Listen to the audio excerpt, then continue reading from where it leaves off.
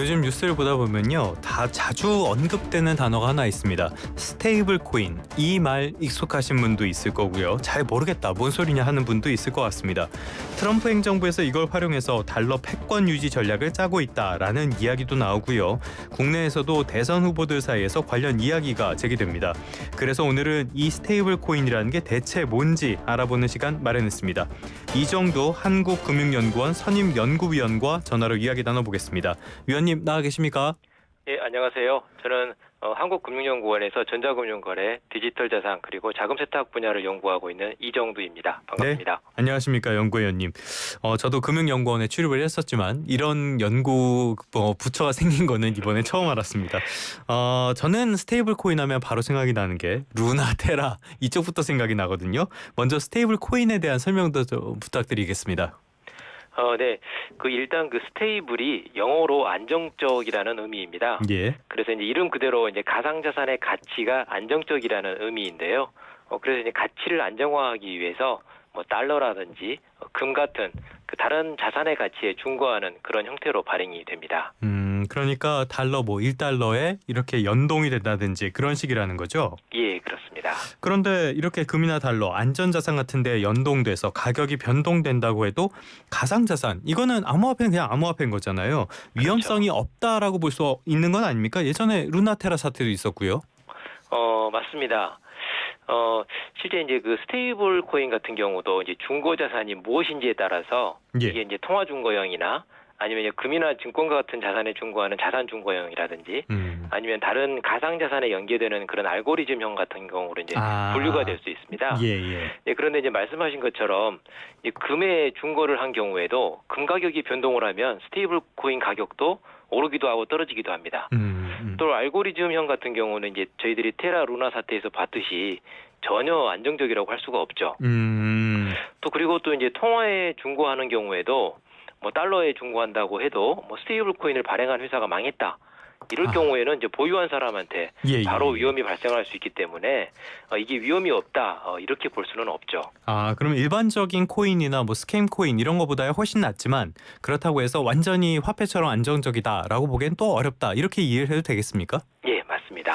알겠습니다. 최근에 들어서 이게 관심을 받기 시작한 게요. 또 여기서 트럼프가 등장을 하는데 트럼프 행정부에서 스테이블 코인의 제도화를 추진하겠다 이렇게 밝혔거든요. 잘 될지 이 부분은 잘 모르겠는데 첫 번째 목적은 물론 본인의 재산을 늘리겠다, 트럼프 일가의 재산을 늘리겠다라는 목적이 굉장히 큰 것 같습니다만 이거를 빼고 왜 스테이블 코인의 제도화가 필요하다고 봤다 이렇게 보십니까? 일단은 통화 중고형 스테이블 코인 같은 경우는 발행을 하고 나서 다시 달러로 바꿔달라고 하면은 그걸 돌려줘야 되기 때문에 준비 자산을 보유를 해야 됩니다. 그리고 이제 달러와 중거 스테이블 코인 같은 경우는 이제 달러 안전 자산을 보유하고 있어야 되는데 대표적인 달러 표시 안전 자산으로 수익을 낼 수 있는 것은 미국 국채거든요. 그래서 이제 일례로 USDT를 발행하고 있는 이제 테더사가 공시한 자료에 따르면은 3월 말 기준으로 미국 국채를 985억 달러 정도를 가지고 있습니다. 우리나라 돈으로 이제 140조 원 정도가 되는 엄청난 규모죠. 이거는 사실 독일 정부가 갖고 있는 것보다 많은 규모입니다. 그래서 이제 미국 정부 입장에서 봤을 때는 이제 그만큼 국채 수요를 유도할 수 있고 또 이제 발행 금리를 낮출 수 있기 때문에 활용 전략이 굉장히 크다고 할 수 있죠. 또 이제 더 나가서 아프리카라든지 남미 같은 자국의 이제 통화 가치가 굉장히 불안정한 나라들 같은 경우는 자기 나라 돈보다는 오히려 이제 스테이블 코인의 활용도가 높기도 하고 또 최근에는 이제 비자 카드 같은 경우도 달러 스테이블 코인으로 이제 결제를 하는 그런 시스템을 도입하고 있어서 미국의 어떤 달러와의 어떤 지배력이나 수요를 키울 수 있는 그런 아주 유용한 수단이 될 수 있습니다.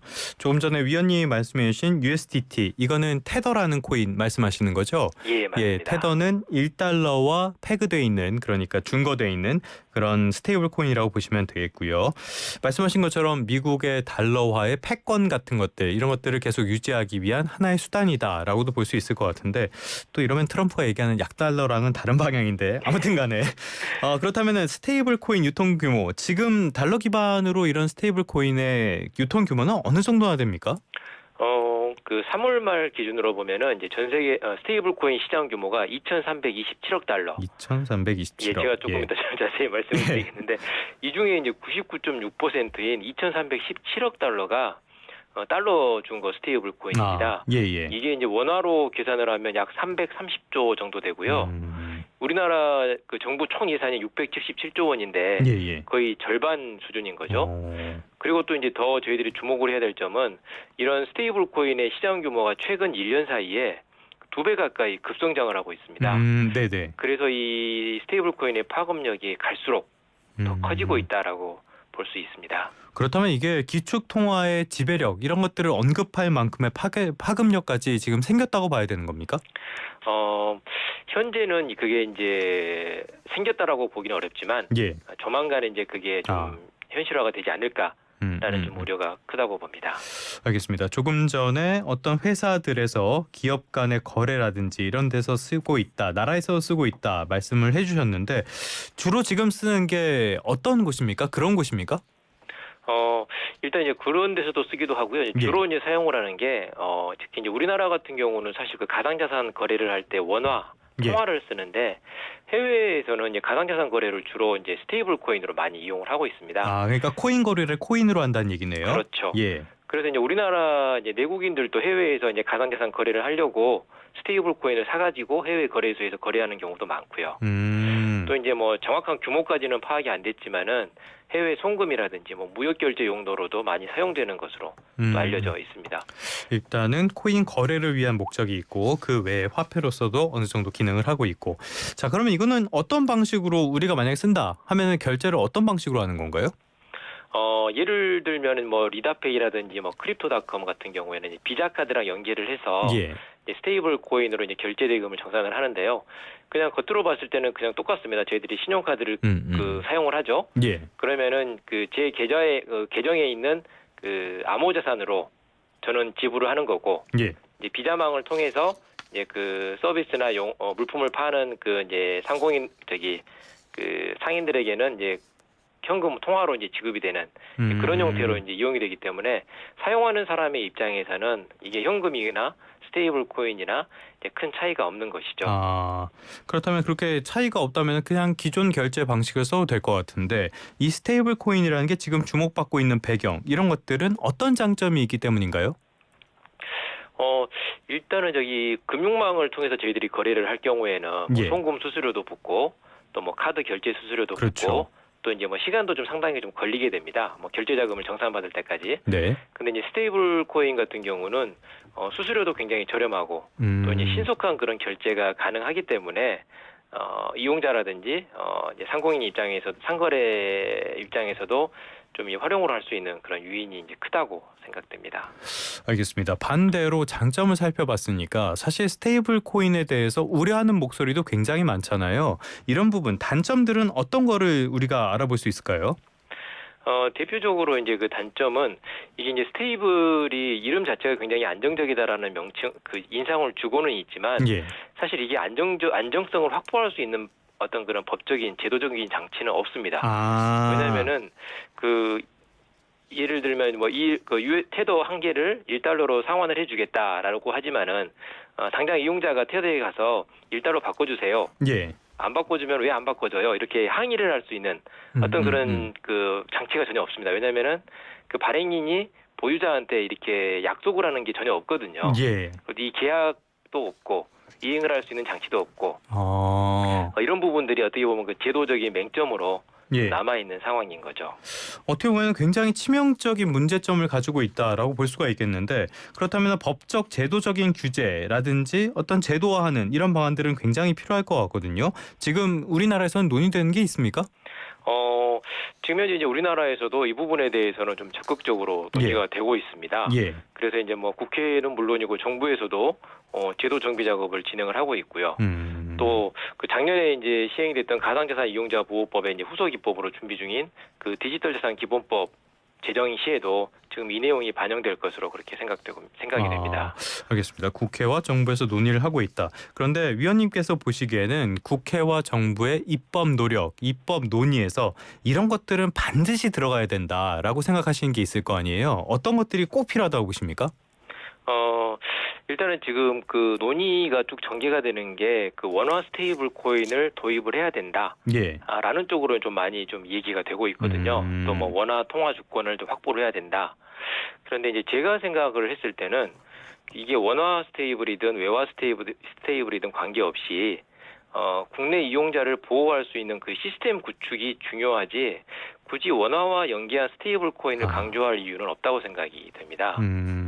왜냐면은 이제 앞에서 이제 말씀드렸다시피 그 스테이블 코인 시장의 99.6%를 미 달러화가 차지를 하고 있거든요. 네. 근데 또 시장에는 유로화라든지 일본의 엔화라든지 뭐 중국 위안화라든지 뭐 싱가포르 달러화 이런 다양한 그 기축통화 관련 스테이블 코인들이 있습니다. 예. 있지만 여전히 이렇게 뭐 유의미한 수준의 시장 포션을 차지하지는 못하거든요. 그래서 이게 원화 스테이블 코인의 경쟁력 차원에서 접근을 하기보다는 오히려 이제 우리나라 이용자 보호에 중점을 두고 좀 접근을 할 필요가 있어 보입니다. 그러니까 현실은 그냥 현실대로 인정을 하고 그것보다는 이용자 보호 쪽에 조금 더 초점을 맞춰야 된다. 그런데 갑자기 드는 생각이요. 원화 스테이블 코인이면은 이거 뭐 코인사가 발행할 게 아니라 한국은행에서 그냥 하면 되는 거 아닌가요?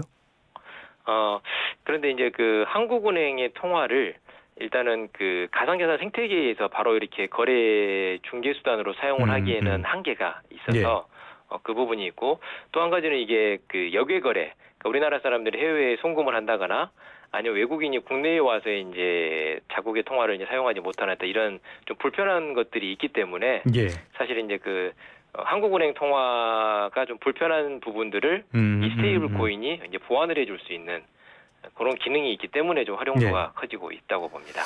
알겠습니다. 여기서 조금 짚어봐야 될 게요. 한국은행 말씀을 굳이 드린 이유가 이건데 이렇게 되면은 통화 제도, 통화 시스템 자체에 어떤 획기적인 변화 같은 거 생길 가능성이 있는 거 아닙니까? 연구인님 어떻게 보세요? 사실 그 통화의 직접적인 영향보다는 이 스테이블 코인 자체가 이제 통화를 중고로 하기 때문에 그 지급 준비 자산으로서 어떤 통화라든지 국채라든지 이런 부분들을 보유를 해야 되는 그런 부분이 있고 또 이제 지급 결제망에서 또 이제 움직일 수 있는 이제 그런 이제 가능성이 있기 때문에 어떻게 보면 한국은행 입장에서는 이제 통화라든지 지급 결제망을 관리를 해야 되니까 그런 우려는 좀 당연하다고 생각이 됩니다. 나중에 만들어지면은 원화 스테이블 코인 나오면은 이거 관리는 어디서 해야 되는 겁니까? 금융위에서 해야 되는 건가요? 복잡할 것 같은데. 개인적으로는 일단 그 원화 스테이블 코인도 좀 동일 규제 차원에서 좀 접근을 할 필요가 있다고 생각을 하는데요. 지금 현재 그 전자금융거래법상으로 뭐 선불 전자지급수단이라든지 뭐 전자화폐라든지 이런 이제 전자지급수단을 발행을 하는 어떤 그런 규제가 있거든요. 그래서 이제 이런 부분하고 유사하게 그런 진입 규제나 영업행위 규제를 좀 적용을 할 필요가 있다고 생각을 하고 있어요. 그리고 이제 지금 현재는 이게 이제 금융위의 이제 허가 또는 이제 등록제로 운용을 하고 있어요. 또 이제 금융위원회에 또 한국은행 부총재가 또 이제 위원으로 또 참여를 하고 있어가지고 이 과정에서 이제 충분히 좀 그 조율이 될 수 있지 않을까라고 생각을 합니다. 그런데 이제 사실 그 이 스테이블 코인 규모가 이용자가 굉장히 많아지고 또 거래 규모가 많아지고 또 발행 규모가 커질 경우에는 정말로 이제 지급 결제 시스템에 직접적인 그런 리스크 요인이 될 수도 있거든요. 그래서 이런 경우에는 좀 인가등 좀 보다 엄격한 그런 진입 규제를 적용을 하고 그 과정에서 어떤 이제 통화 당국과 협의 절차를 거치도록 할 그런 필요가 있다고 생각을 합니다. 알겠습니다. 지금 조금 전에 위원님 말씀해 주신 내용 중에 지급결제 시스템의 한 축을 담당하게 될 가능성 이런 것들도 언급을 해주셨는데 실제로 그렇게 될 가능성 위원님께서는 어떻게 보십니까? 저는 굉장히 크다고 봅니다. 그 일례로 영국 같은 경우는 지금 이제 스테이블 코인의 어떤 규제 체계를 정비를 해가는 과정인데 이제 어떤 식으로 구별을 하고 있냐면은 해외에서 발행된 스테이블 코인이 영국 내 지급 결제망에서 유통이 될 경우에 어떻게 이제 감독을 하고 어떻게 그 진입을 허용을 해줄 것이냐 이런 부분에 대해서도 이제 구체적인 고민을 진행을 하고 있거든요. 그래서 이제 우리나라도 향후에는 이런 방향에 대해서까지 좀 고려가 필요하다고 생각이 됩니다. 확실히 고민은 필요해 보입니다. 그런데 개인적으로는 코인은 아무리 들어도 잘 모르겠어요. 어쨌건 지금 대선에서도 이 부분이 화두로 떠오른 상황이잖아요. 위원님께서 대선 주자들에게 이 부분 관련해서 제언을 하신다면은 뭐라고 말씀하시겠습니까? 제가 이제 앞서도 좀 말씀드렸다시피 자칫 그 원화 스테이블 코인을 위한 그 제도를 마련을 했는데 이게 외화 스테이블 코인에 안방을 내어주는 그런 결과가 될 수도 있거든요. 예.